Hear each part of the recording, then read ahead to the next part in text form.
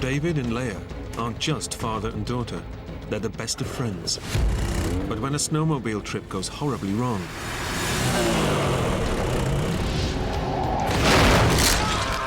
11-year-old Leia finds herself having to do things she never imagined, just to keep them alive. I knew that I need to find help. I need to send someone to my father, you know, he's hurt. Miles from civilization, she'll have to brave wild animals and sub-zero temperatures to find help for her father before it's too late. I felt guilty because I brought her there, and I don't even know if we're gonna make it through that night.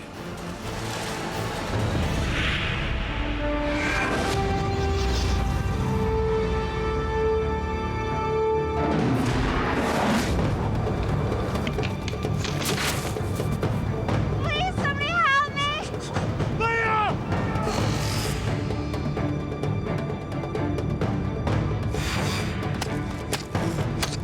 Can you feel your feet?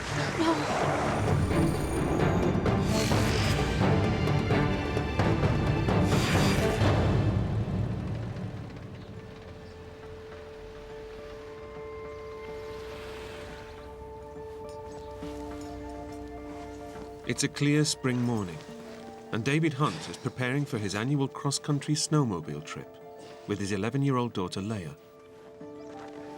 Cool, eh? It was just something that we promised that we would do every year, something together. Oh, you look at that. We always had fun together, you know, no matter what, there was never a dull moment.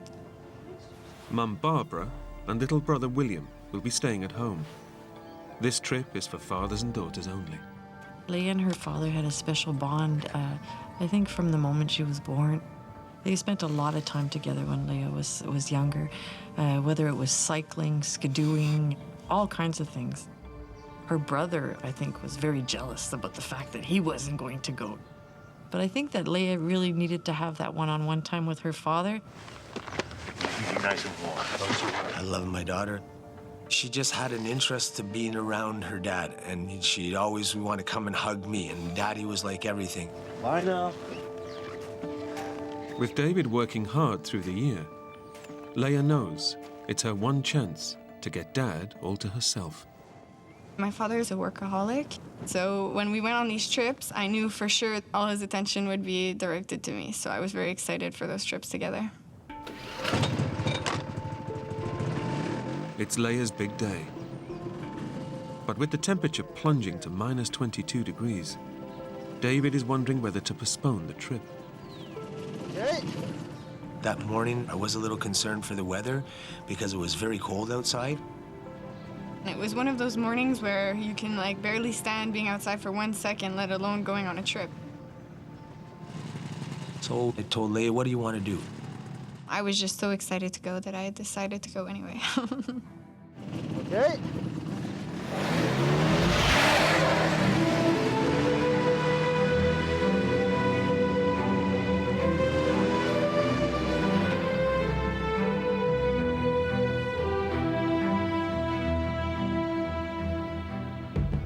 I really like snowmobiling, just the fact of having nothing on your mind. You're totally away from everybody. You're away from work. You can just enjoy the scenery and everything around you. It's so cold outside, but yet you don't feel cold at all because you're having such a blast.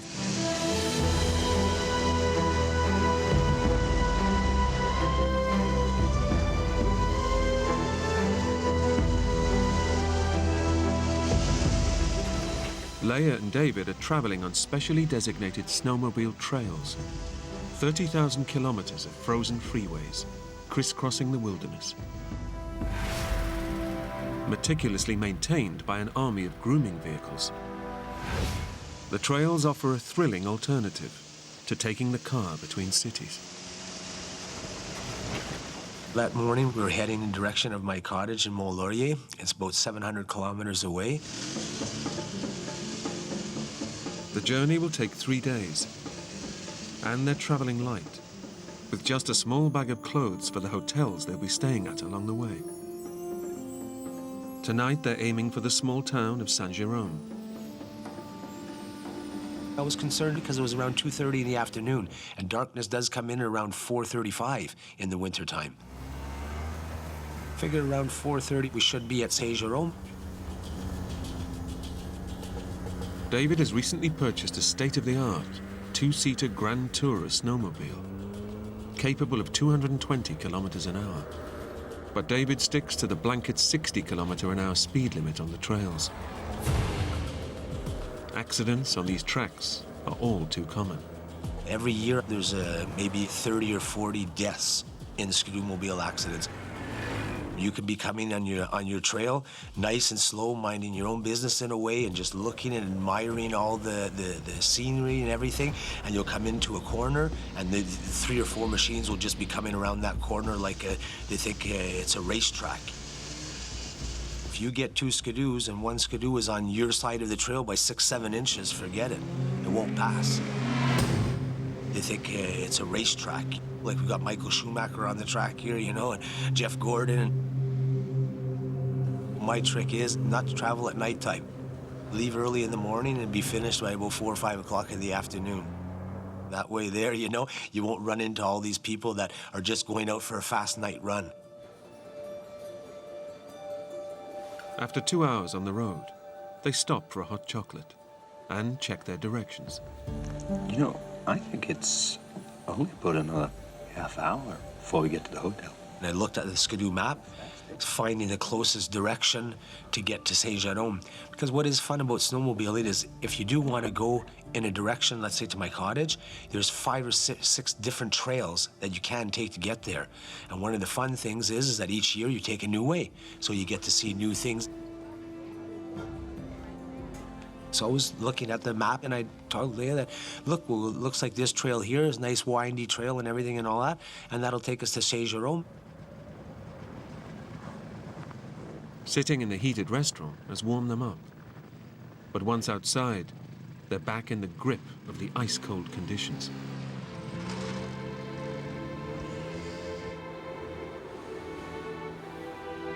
The temperature, which hasn't crept above -20 Celsius all day, is now beginning to fall.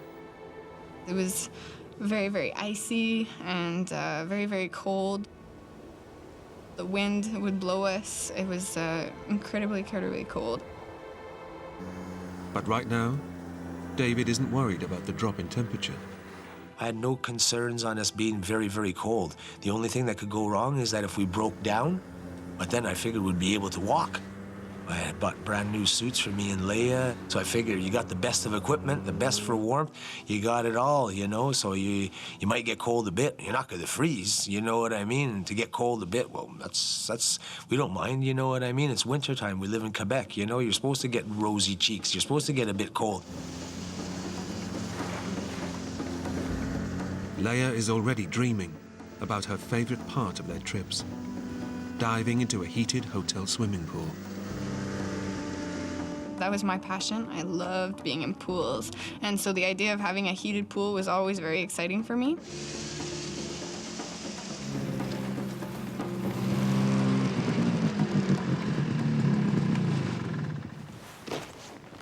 Leia and David arrive at Saint-Jérôme before nightfall.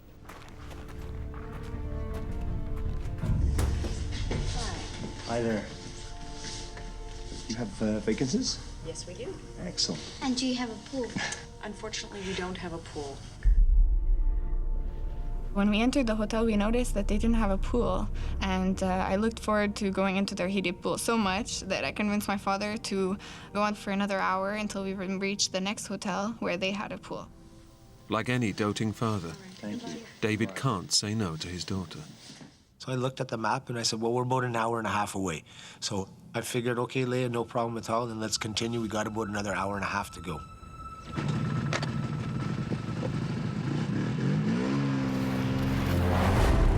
David knows that snowmobiling at night brings a new set of dangers. You're not in cities, so you have all these animals to deal with too. If something was to go wrong, you'd rather much be in the daytime than at the nighttime. In spite of the dangers, David and Leia make good progress. It was a new trail. We'd never been this way in the snowmobile before, and the trails were very good.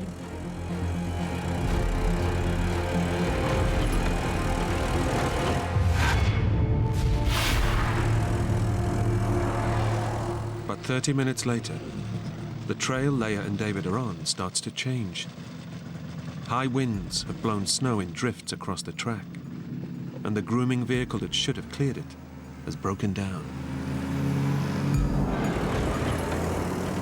The visibility of the trail was very, very bad. You really had to be cautious. David has to stay focused. Hidden dangers lie beneath the snow. If they drift off the track, they could smash into concealed rocks and branches. I was just anxious to get out of there and away and to get onto a better trail and to get to the motel at this point. This wasn't fun.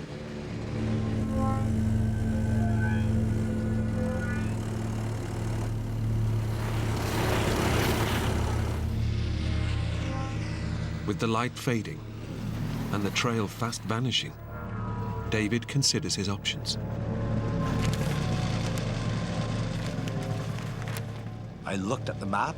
I saw that if we had to turn around where we were to go to another trail, this would take us 2 hours out of our way and that we would never be able to make it to that motel before 8, 9 o'clock at night. David faces a major dilemma. Lose time turning back for better trails, or carry on through heavy, ungroomed snow. So I figured, well, if the trail's no good, we'll just go slow. At least it's good to save us time.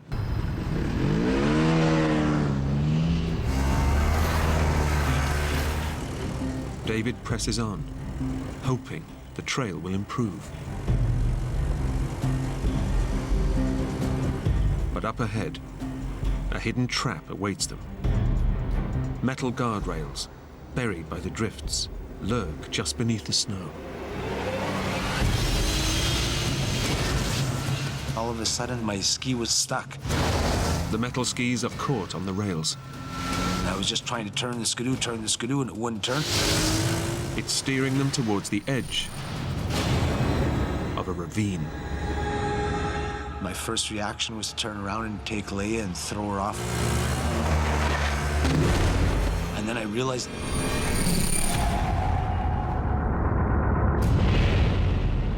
Oh my God. That's when I realized that this is gonna really hurt.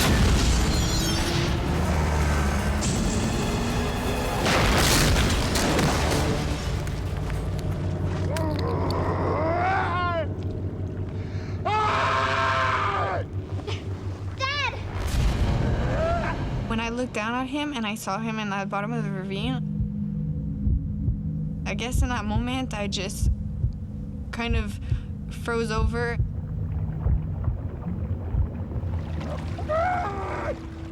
David's snowmobile has crashed into a freezing cold stream, crushing his leg and pinning it beneath the water.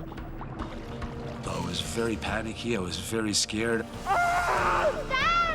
Just get out, please! What's wrong? Using brute force and every last drop of adrenaline, David has to drag his legs free from underneath the machine.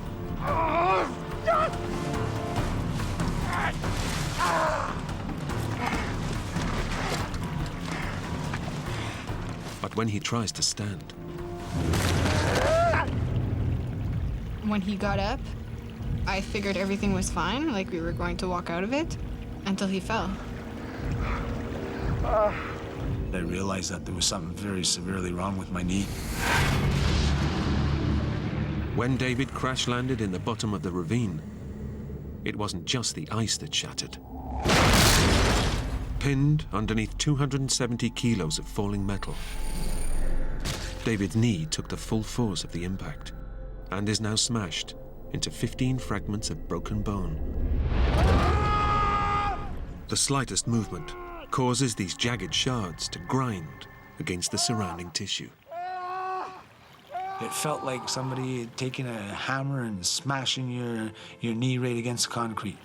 Ah, Leia! I throbbing pain that I've never experienced before in all my life. Dad! Dad, please, just get up! David needs to get out of the ravine and back to a hospital fast. But with a shattered knee, he can't move. I couldn't just get up, man, and get out of there. Dad! What's wrong?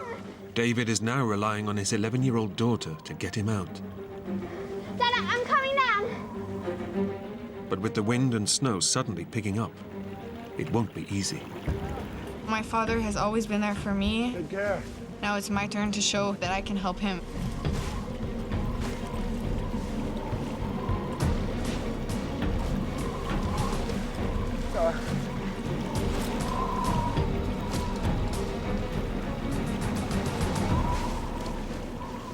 Leia's made it, but there's no time to rest. Their best chance of rescue is being spotted by another snowmobile. Unless they can get back up to the trail, nobody will see them. We were so far down that if a snowmobile drove by, they wouldn't see us, so we had to get up there. Okay, slow. No, slow. I tried to pull him, but he's a man. I'm an 11-year-old child, so it was kind of impossible to do. Okay, again, one more time. I'm like paralyzed now in a way, you know what I mean? The minute you make any movement, it's a throbbing pain. Realizing her arms aren't strong enough to pull her father up, Leia braces her body and uses her legs instead. So I'd grab her leg and I would pull myself up about a foot at a time. Then Leia would back up, brace her hands very well in the snow on each side again, and I'd grab onto that leg that she would put down, and I would pull myself up another foot.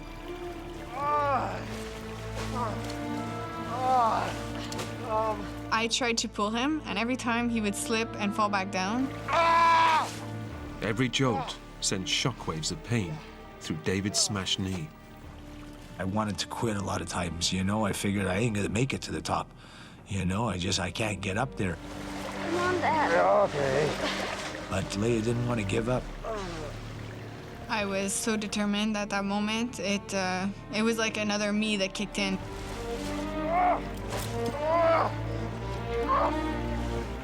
Girl, come on. Doing great, Leia. Oh. Leia, all 45 kilos of her, manages to help pull her badly wounded father back up to the top of the trail. Getting out of the ravines was one of the hardest things that I ever had to do. It was with the determination of Leia and the will of Leia that I got out of there. Oh, good girl. Good girl. Crucially, Leia's now given them a chance of being spotted by other snowmobilers. But it better happen fast, because with a severely injured leg, soaked to the skin, and beginning to freeze on one of the coldest days of the Canadian winter, David is unlikely to survive a night in the open. Exhausted after his climb, David checks out his shattered knee. Crushed by the impact of the crash, the pain is excruciating. That's when I really realized how severe my knee was smashed and broken. I didn't know it was filling up with blood. Internal bleeding could cost David his leg and his life. He knows they need to get help before it's too late. Then he remembers he has his mobile phone. If it works, he can alert the rescue services and get them out of here. I ever go on big trips, I always take a cell phone. You get in an accident, you get stuck, that's what a cell phone is for.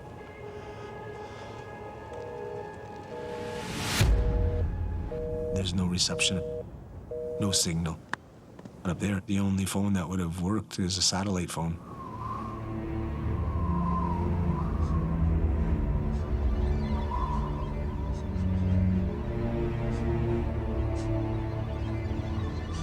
David and Leia are all alone. The temperature is dropping. They're 11 kilometers from the next town. And with nighttime fast approaching, it's unlikely any other snowmobiles will pass by.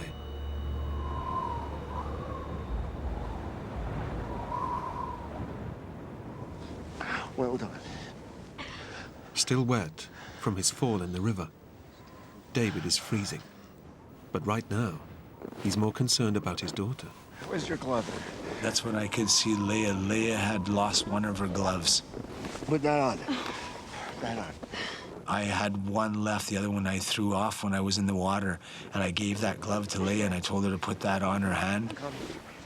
In these conditions, any exposed skin is vulnerable. And by giving Leia his glove, David is risking losing his hand to frostbite. Despite the condition of the trail and the worsening weather, David tries to convince himself that someone will come and save them. Now it's almost dark time. I'm sure there's people around here that travel back and forth to go to work on their skidoo, or after supper they'll go for a ride. So within an hour or two, a skidooer will go by and they'll pick us up. But David's optimism is at odds with all the evidence.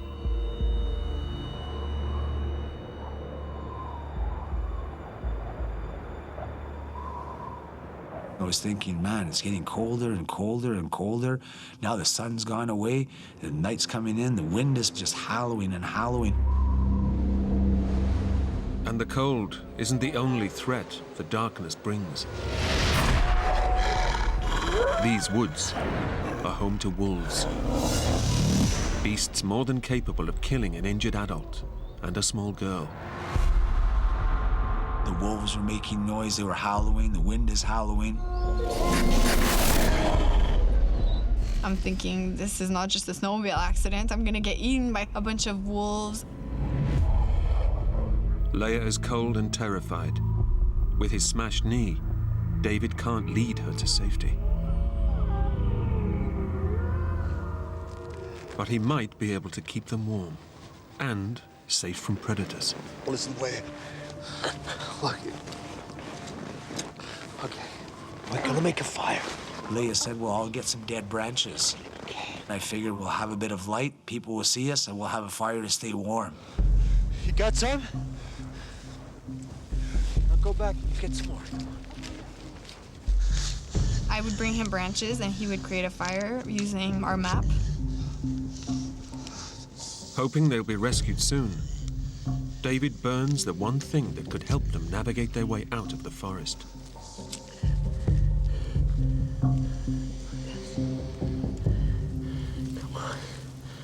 Come on, Leia, they're gonna need some more branches soon. For the first time since they crashed, David and Leia feel some warmth. The fire should also keep any wolves at bay. Starting to look better now, at least, you know, things are looking up. But keeping the fire going proves a challenge. The branches that she could break were like an inch and smaller. I got some more. So by the time she'd go and get more and come back, it was burnt. I would be running back and forth. Every time I would come back to enjoy the fire, it would be out again. Listen. Still good, honey. David soon realizes that making the fire is a futile exercise. This isn't gonna work. I told her, no, forget about that. You're gonna have to stay in. Keep close. The wind is blowing so fast, too. It's hard to make a fire. Dad. As the last flames die away, the icy wind and sub-zero temperatures sting David and Leia. The cold is now as much a threat to their lives as any predator. And unless they can stay warm, the forest will become their grave.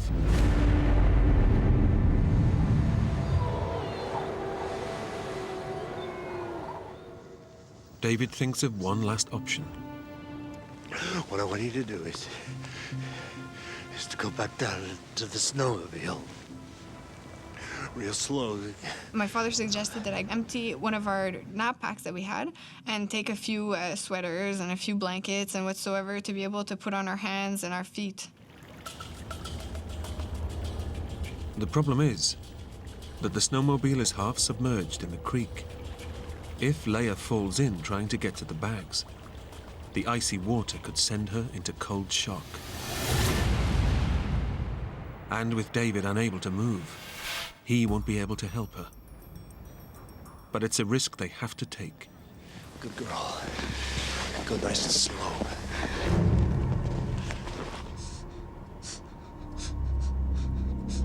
It was very frightening because it was very dark.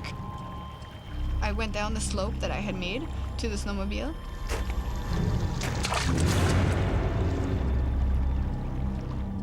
I made it, Daddy!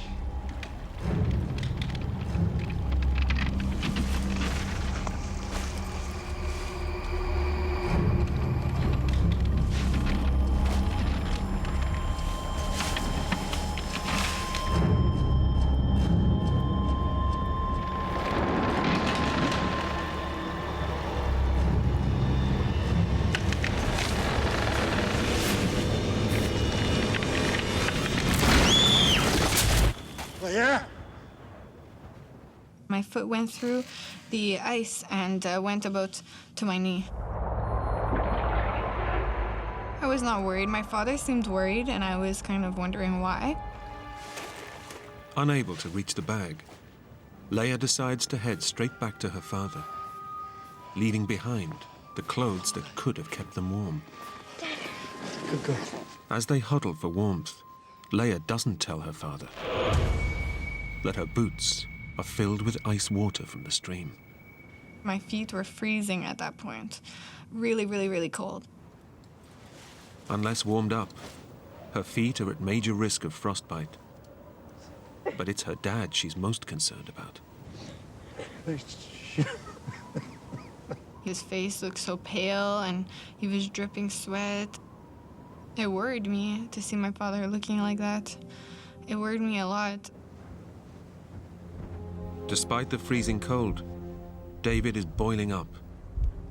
The pain of his smashed knee is raising his blood pressure and causing his body to sweat. If that moisture freezes inside his suit, he'll become a prime candidate for hypothermia.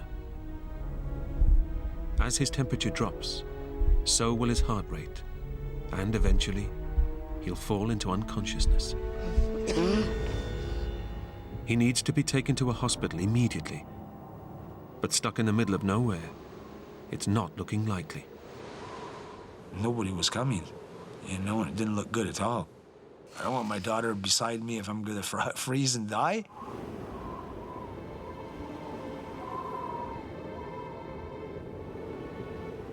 With 8 hours till dawn, and the temperature still dropping, David makes a decision.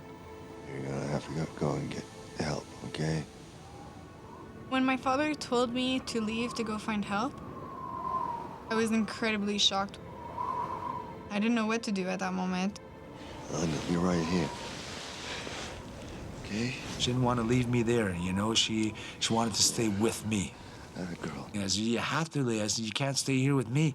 You stay here with me, you could pass away. I could pass away. We'd freeze here tonight. Off you go now. I was scared that he would be left by himself. But I knew that I wanted to rescue my father.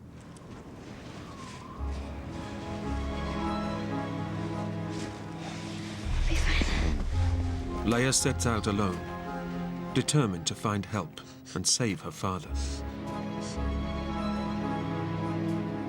So she got up and she started walking.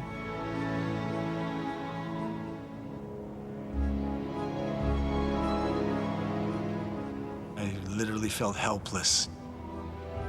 And then that was the last that I saw of Leia. Leia left.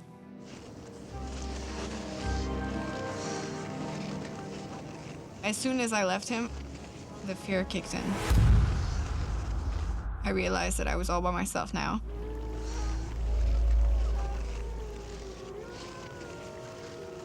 I was outside in the dark, in the woods by myself.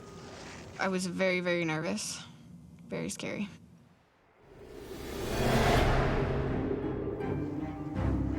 Limping, after her earlier fall through the ice, Leia heads deeper into the forest.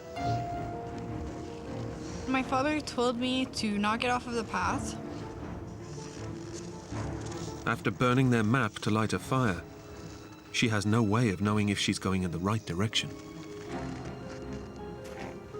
I noticed a sign that said, "Beware of animals."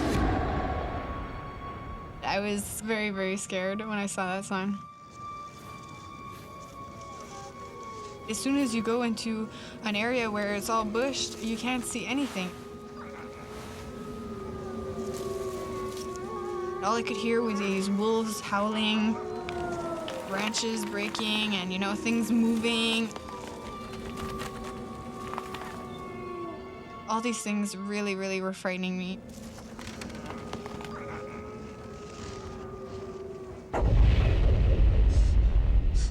Back at the crash site, David can't stop thinking about Leia. I was so worried after she left. I was thinking, you know, all kinds of stupid things that could happen to her.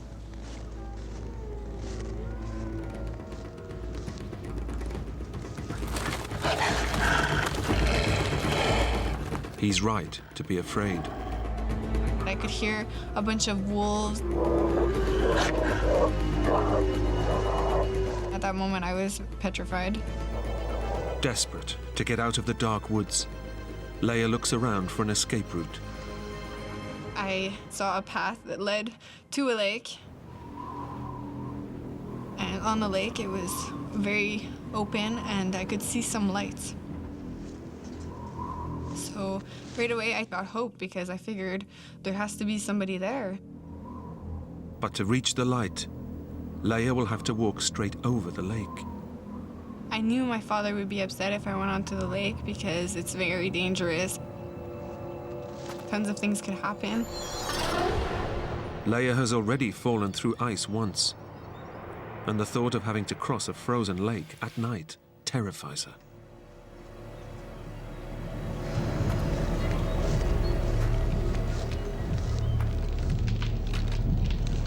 What if the ice breaks? I kept going anyway, just trying not to think of it.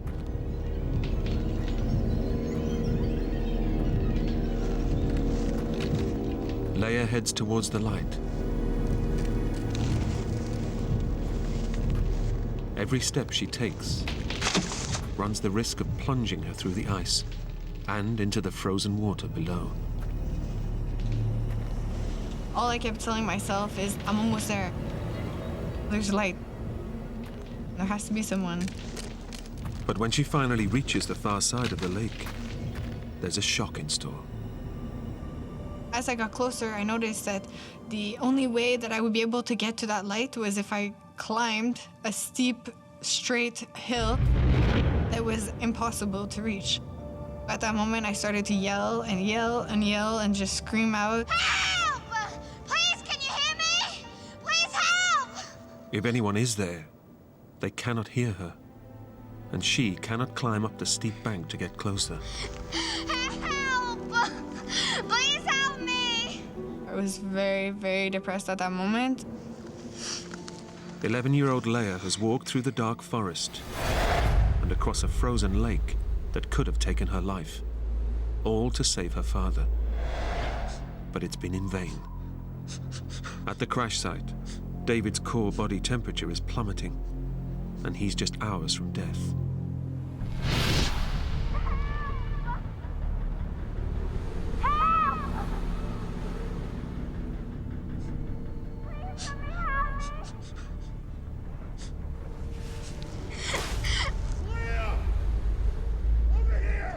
Finally, I heard a voice, so I started to yell back. Leia! Leia! It was my father's voice. Leia heads in the direction his shouts are coming from. Daddy!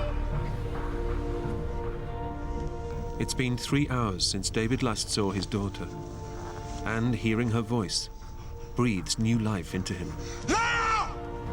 When I heard Leia calling out my name, it was like a sigh of relief that I knew that she was still alive. Daddy! I'm here!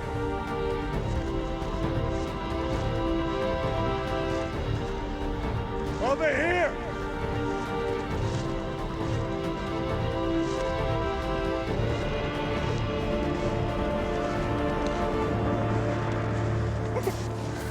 It's okay. It's okay. Despite all her efforts, Leia and David are back to square one. I was happy to hear her, and I was happy to see her again. But on the other hand, I was very unhappy that she didn't make it and that she wasn't already a nice warm place and everything else, that she would have to stay here now with me in the freezing cold weather. It's okay. We're gonna be okay. Leia can see that her father's condition has worsened. He didn't look well, he really didn't. He was trying to hide it. It was very much worrying me a lot. Body sweat, caused by the pain of his knee injury, is freezing against David's skin. And with the wind chill dropping the temperature to minus 27 Celsius, his heart rate is slowly falling. Back at home, David's wife Barbara is worried. She's been expecting a call from them since lunchtime. Come 9 o'clock that night and they still hadn't called, I had this really bad feeling in my stomach that something was not right. So I telephoned the police, and the police said there wasn't anything they could do until they'd been missing for 24 hours. Okay, thank you. I was just totally devastated. At the crash site, David has given up any hope of rescue. I didn't think there was another skidoo coming. But it was too cold of a night, for one. Very, very blowy. The trails were so bad. Who's gonna want to go out in that? We wanted that wind to stop. It was just getting worse and worse. Darker and darker. Colder and colder. And I could see up in the trees, and it was blowing all the snow off of the trees and blowing it all onto us and blowing it everywhere. And it was just the noise. It was a noise that I wanted to stop.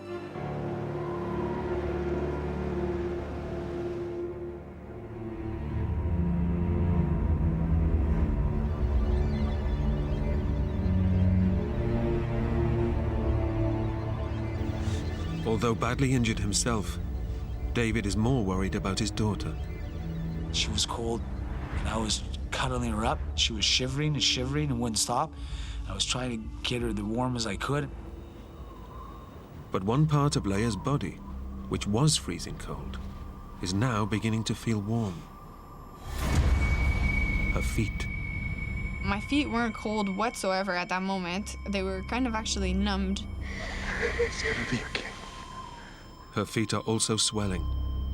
Combined with the lack of sensation, it's a sure indicator that Leia is developing acute frostbite. The cold has frozen the fluid in her skin cells, creating ice crystals. These cells have ruptured, causing her feet to swell. Now, the blood supply is not reaching the damaged skin, and the nerves in her toes are slowly dying. Every 15, 20 minutes, I'd just be patting on her side, and I'd see that she'd move. I didn't want to wake her up, but I wanted to make sure she was always alive. David has tried to stay strong for Leia. But now, one thought goes round and round in his head. Has he just led his young daughter to her death? I felt guilty because I brought her there. It was a living nightmare for her. There's no way that Leia deserved this. So if there was anything that I could do for this to turn around and be different, I would do that in a flash. But I can't.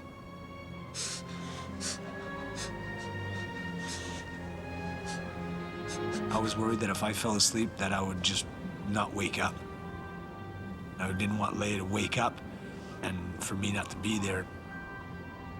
We gotta survive. We gotta survive no matter what.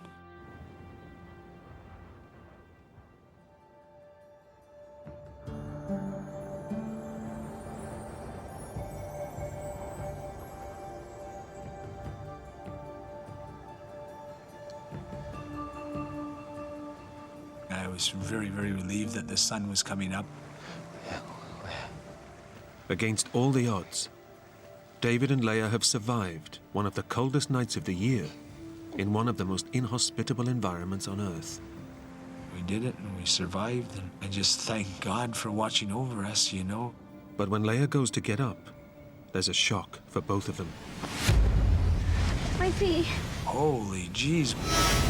She had ice all around her boots. Can you feel your feet? Balls of ice have formed around her feet, which now prevent her going anywhere. Move your feet. You can't feel them? No. Okay. David grabs a metal signpost out of the snow to chop away the ice. I was holding the wood part of it, and I was chopping with the aluminum part of the sign. As David breaks up the ice, curiously, Leia feels nothing. My feet were so numb, I didn't feel anything whatsoever. All I could feel was him hacking at it. The fact that Leia cannot feel her feet is a very bad sign.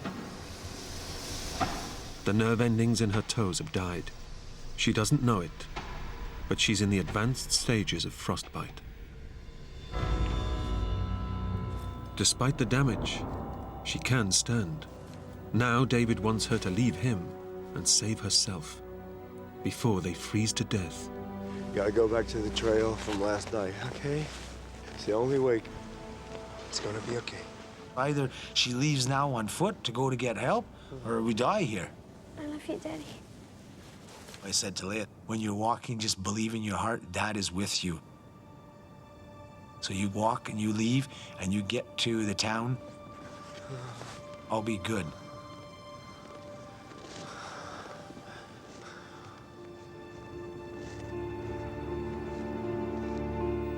Dragging her numbed feet through the snow, Leia heads out once more to find help. I was in pain at that point. I was not comfortable at all. Back at the crash site, David knows that even if Leia finds help, it might not arrive in time to save him. He has to try and walk, or die here in the forest. After Leia left, I figured that I'm gonna go that way too. I'll try and follow her. Come on!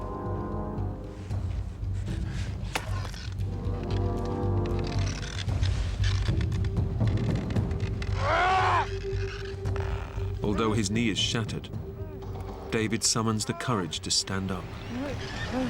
I grabbed that post and I made it up. I just fell down and was unconscious.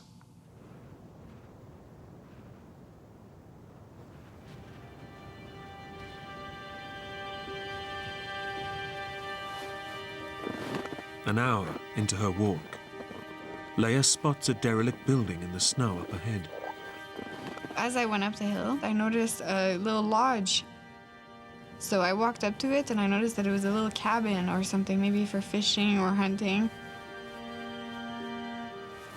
I was so disappointed because I wish I would have seen it the night before and I would have been able to drag my father towards it or something so that we could have gone in it, you know?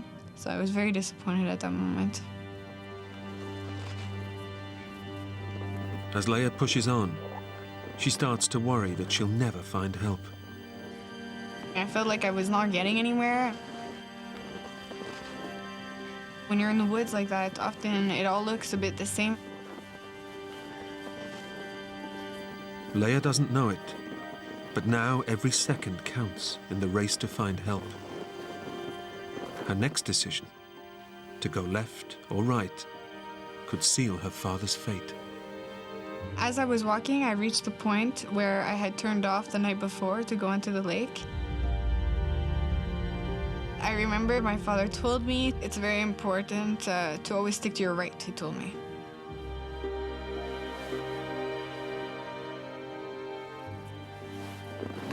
No matter which way the trail gives you an option, always go right. Leia goes right, hoping that the path will take her towards the town. and the chance to save her father.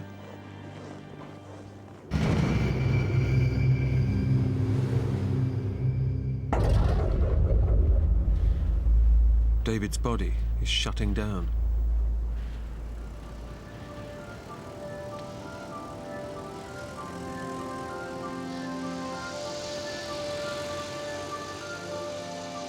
Hours later, a family on a snowmobile trip spot David's body in the snow. David has clung to life. My daughter! Now his only thoughts are for Leia. My daughter! He said that Leia had been found and that she was going to be taken to Saint Jerome Hospital. It was a sigh of relief that we succeeded. We made it. You know, we're not going to die here. It's not our time. Honey. Incredibly, Leia and David are rescued just a few hours apart. Leia walking into a nearby town on her badly damaged feet. I was so happy. I was crying. I was so happy. It was like I started breathing again.